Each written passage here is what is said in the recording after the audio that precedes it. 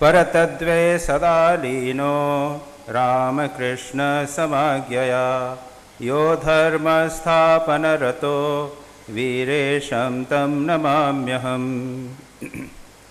Revered Swami Girishanand ji, other Revered Swamis, Matajis and the delegates.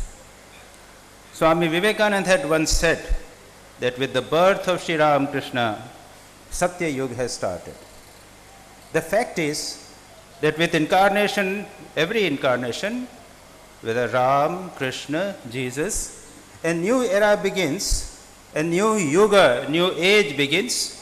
Sometimes it is called Renaissance, and these great incarnations of God, they come to transform the society.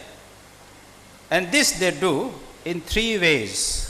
First, by their divine power. Second, they bring with them some choose as disciples. And third, by selecting some devotees out of the millions of humanity. And this is found in every case. They have the power to transform, but no, they have a sort of a leela in which all these three factors stay. Now, we are indeed fortunate that he has selected us to be the instruments, just as Swami Muktinathanand has said.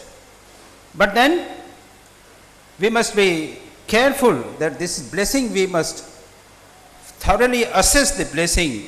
We must not underestimate this blessing.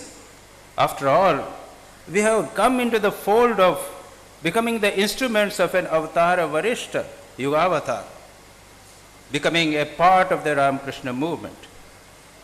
Not be us telling, oh, kya daya hai Bhagwan ki, kaisi kripa hai, that will not do.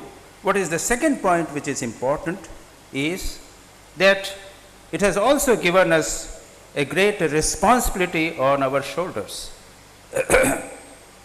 Swami Vivekananda has said this morning, a portion was read and he said, Swamiji points out that we have to take the responsibility on our shoulders. He says that think that the whole work depends upon you.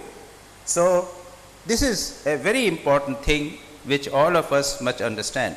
But unfortunately, many of us are not conscious of our great blessing as well as our great responsibility. I had the occasion of meeting with many devotees associated with the member centers, private centers, and some of them openly say that Swamiji, we are complacent, we don't want to come out of our comfort zones.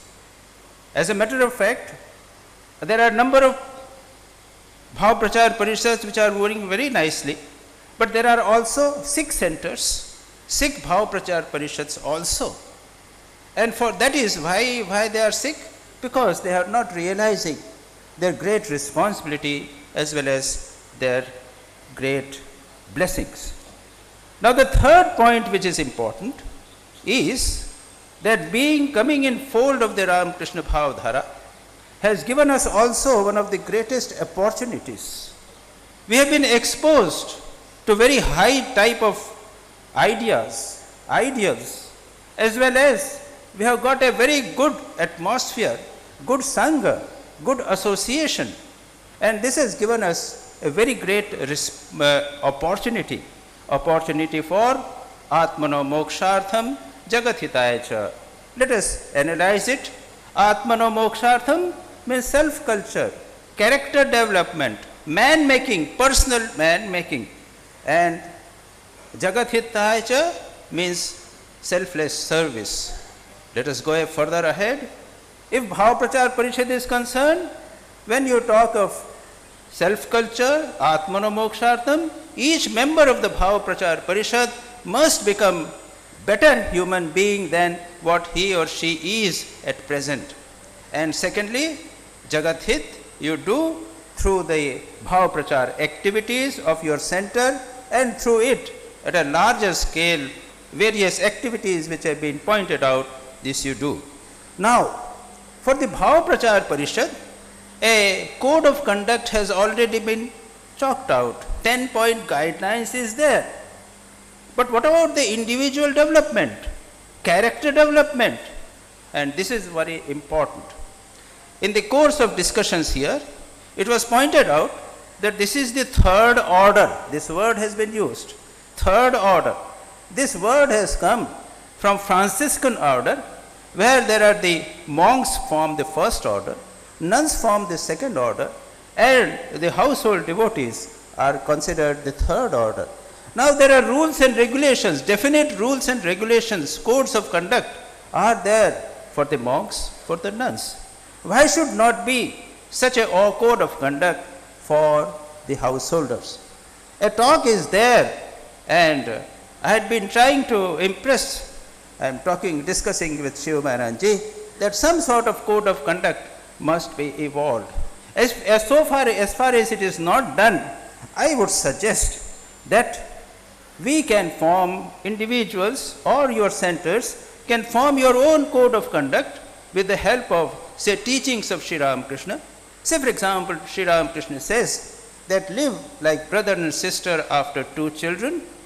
For husband and wife, live like brother and sisters. Or you live in the family like a maid servant in a big man's house, etc. So these can be chalked out and they can become guidelines. Then there are, for example, there are rules and regulations in Jainism, in Sikhism for householders. Bhuteshananji has the booklet of Mantra Diksha, initiation, which is in all the 3 languages, Bengali, English and Hindi. He has given some very important guidelines for the initiated disciples. So those things can all be given. In the morning session, or today, I think today, B.T. Advani, he had given some of the number of points he came in his mind, and he has given. He has got some good points he has given. You can talk out, can be prepared, you can yourself can be prepared it in consultation with some senior swamis. I know that some devotees have prepared this sort of a thing, and those who are interested can, these are all very informal things. We can consult Piyush Punj, who was there in the morning here. I mean, today he gave a discourse, Bhav Prachar Parishad, Uttar Paschimachal Bhav Prachar Parishad convener. Those who are interested, you can contact him also. Now, so these are the few points I want you to remember. First is our great blessing. Second, our responsibility. And third, our opportunity. Finally, I come to a very important message of Swami Vivekananda. Swami Vivekananda himself condensed his message. He himself says, my message can be put in but few words. Preach unto mankind their divinity and how to manifest it in every moment of life. He doesn't want us to be called man. He wants us to consider ourselves as divine. So, let us consider ourselves not as Mr. So-and-so, Mr. Banerjee, Chatterjee, Gupta, Nayyar, etc. No. Neither like husband, wife, father, mother. No. Nor doctor, professor, manager. These are not our main identities. Our main identity is that we are divine. If we are divine, we cannot consider ourselves a Brahman. Let us consider that we are the servants of God. We are the children of Sri Ramakrishna.